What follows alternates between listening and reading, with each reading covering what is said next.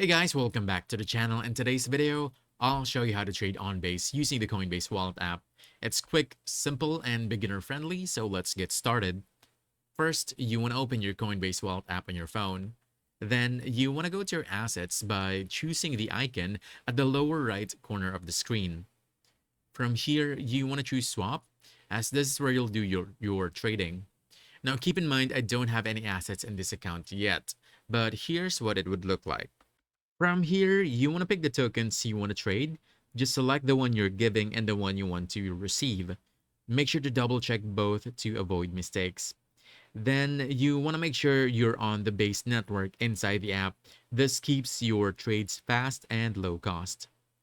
Then you want to enter your trade details. Just enter the amount you want to trade, and once done, just tap continue.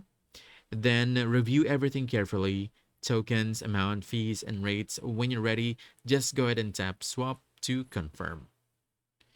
Then just wait a moment while the transaction processes, and once confirmed, your new tokens will appear right in your wallet. And that's it. You've successfully traded on Base using the Coinbase Wallet app. And if you found this helpful, don't forget to hit that like button, subscribe for more quick guides, and I'll see you in the next one. Thanks.